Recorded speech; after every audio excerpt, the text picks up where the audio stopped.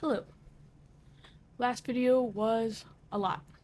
Life is a lot right now. Funny enough, uh, I've actually already dealt with stalking in my life before. Uh, and that person did a lot of the same things my mom is doing. So I kind of was already equipped to deal with this. I just never talked to anyone about it. And I learned from that situation, which is why I talked about everything that was happening and showed everything that was happening. And I'm not going to rehash that situation. After deliberating with a lot of my friends, they're like, that's already passed. That person's not bothering you anymore. If they were to, you can reopen it. But, like, let sleeping dogs lie is like what one of them said or something. But no, it did wildly wreck me when that stuff started happening with my mom, and it was a lot of the same things that guy was doing to me. Um, you know the meme that's going around on TikTok right now of Squid Games of the dub where it's like, I played these games before. There's literally I immediately when some of that stuff started happening, I reached out to Dahlia, my best friend. There's like I was like on voice you can leave voice messages on Discord and was like, Dahlia, these are like verbatim the exact same things. I'm losing my mind. Like I quoted the meme. Um, I won't lie. Being stalked by a guy because I didn't want to be with him and I didn't want to sleep with him, and him doing all that stuff to my social medias and to me the game and pretending to be a fan and all that stuff. That was already a lot and really scary. Uh, I will say seeing my mom turn around and now do that to me because I don't want contact with her. I can feel that actively changing me as a person. Uh, at least I had my first therapy session today. I can definitely. That woman's got her work cut out for her to with all the unpacking of my life I have to do.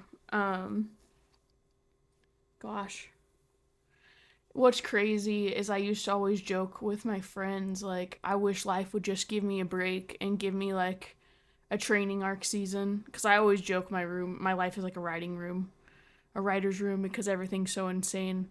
Real life, I have found, will always be stranger than fiction. But one of them recently was joking. They were like, "Dude, I think the stalker was your training arc." And I was like, "Oh, okay. Well, universe, please never give me another training arc ever again." But I will say it definitely did equipped me really well to deal with this situation. Immediately, I was able to clock everything. I was like, my Sharingan is activated. I've seen this. I've seen this ninjutsu before. Sorry to make Naruto quotes. I'm needing to cope right now. I'm like, how far can you see with those Sharingan of yours? I'm very familiar with this jutsu. um, I don't know. This is a lot. I'm one person. I don't it was different last time with the stalker dude because I had like my significant other and her friends and like that sort of system. Now it's just kind of me, and I'm like, trying not to have an epic breakdown. I did last night awake from the middle of my sleep with so much anxiety, so much weight on my chest. I felt like I had the anxiety levels of someone being hunted for sport. It's not a chill time. Not having a blast. With that said, I'm so mentally exhausted and to my limits. I won't lie. I am getting better with my medication and everything. Like, I'm very level and stable, and therapy is gonna help. It's just like you don't know what it's like to be in a situation like this until you're in a situation like this, and it's very taxing. It's not fun. When the stalker guy was like really terrorizing me, and mind you, I didn't tell anyone. He had me so scared I wouldn't tell anyone. And maybe that was a good thing I didn't tell my mom. She's never really, like, it felt like never was a safe person to go to with anything. So I never would have told her in the first place. But it's like, wow, imagine if I did tell her, like, what tricks she would have pulled instead. Sorry, that's like my anxiety speaking. Um, but no, I just didn't tell anyone. And before I had that sort of system with my partner and her friends. And I didn't really even tell them. I could have been so much more open with them and had, like, I don't know. So, a lot of what these people do when they do this to you is to scare you out of talking about it. Because the more you don't talk about it, the more isolated you get. And the more isolated you get, the easier you are to scare and to control and to mess with. So if you are ever in a situation like that, talk to someone, tell someone, show someone. You don't necessarily have to go as far as I did to like the wider web. That's just more so because I'm like a media personality. I'm not very big on YouTube at all, but on TikTok, I have like 44.7K followers or something. I don't know. It's not about numbers. I'm just saying, I don't know. Tell someone. Talk to people. Um, Dealing with this alone now, like I said, anxiety levels are through the roof. Uh, it was already hard enough to be like comfortable going out and about. Now I really don't want to leave my house. People are like, you gotta get out and meet people. I'm like, I'm scared to like go out of my front door, brother. And it feels gross saying that because that's what they want, right? That's what is wanted. But it does, like, that anxiety consumes you. Uh, I don't know. I guess I will try to maintain updates. Probably stick to shorts for a bit instead of longer content like these.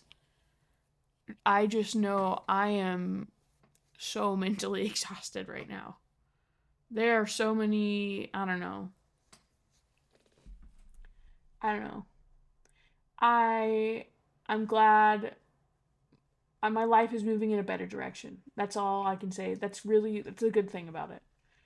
When I was stuck in the situation where I was before with that person in my life, like it literally when I was a kid, I was such an angry, miserable kid because at home was bad and school was bad, and that came out with how I treated people and how I talked to people. I was a miserable kid. So yeah, I was just like an asshole. And I feel really bad because for the brief bit that John Doe was in my life, I was an asshole then too, and I could feel it. Like I know who I am when I am away from this rabid chaos and constant state of anxiety and dread. And I love who I am when I'm away from that. And I even shared like I shared that video where I was opening up to like my Facebook cuz I I need my family to know like I'm not crazy. And I've already had some reach out and validate to me that they don't think that I am. And that gives me so much hope. But I had gotten a comment from this really cool old lady I used to work with when I was a teenager. Before I even met John Doe, when I was like 17 or 18, and I worked at Domino's. And there were some people who were really crappy to her when I was there, but like, I tried to stick up for her even though I was like a teenager. And she just left some really kind words about, what she thinks of me. And it reminded me, like, I am a good person. Like, I am a kind person. It's just whenever I get wrapped up in all of this fucking bullshit. All this constant like misery and toxicity, like I'm back to being that asshole kid who is so miserable and is so shitty to everyone. And I don't like myself when I'm like that. And it's so fucking embarrassing that I can get to that level because I know who I am. My friends know who I am. The people I care about know who I am. And it's like, if every time this person is in my life, like that's who they bring out in me, like that's who I become because of just all the shit that comes with them. Like I don't want that. I like who I am. I like having a peaceful life. Like I just want to be a kooky old lady who sits at home with my wrinkly dog and cooks and watches my same shows over and over for the millionth time. Like I don't want to have to be saving the day and fearful every time my phone rings or buzzes that some horrible, awful situation has popped off that I have to go run and save the day for. And John Doe was there for some of those. Like with the like having to go get someone out of jail, like I know he was just trying to do the right thing. He was not wrong in wanting to do the right thing, but it's like there's some people who will abuse that. It's like how many times do you have to bail them out of situations? Like he was just there for that brief moment. It's like you don't know how many times we've had to have these dire situations like this in like just the past month, the past year, the past 3 years. You get so exhausted. And I kept, it felt like I was trying to like beg him to just be like, can we just go home and it be someone else's problem? Because this person would not do this for me. And you know that. And he was just like, I will take care of it. Don't worry. I will take care of it. And it wasn't like I didn't know how to communicate it to him like I do not want to be around this person or give my energy to them, especially because like the original initial call that I got that led to us being there, I thought their life was in danger and then it turned out to be like drinking and driving. I thought their life was in danger. And he didn't see it. Like he saw me texting him and like going over it and was like a really good friend for me in that situation. But like at my house, just me like going over that with police, thinking that oh this person, it's finally happened. They're dead. I was freaking the fuck out. I was having a massive fucking breakdown. I was oh my gosh, dude. And I know he wanted to do the right thing, but I felt like how do I tell you like you don't doing the right thing for this person isn't the right thing in this moment. I wish you could do the right thing for me and we could just go home. Or like I got like a flat tire and the only person I knew like in our city at that time was John Doe and he helped me get a ride home, but even he saw like I hit that person up because they have my car insurance. We were there for like an hour and a half. Never heard back. Didn't even hear back in the morning the next day.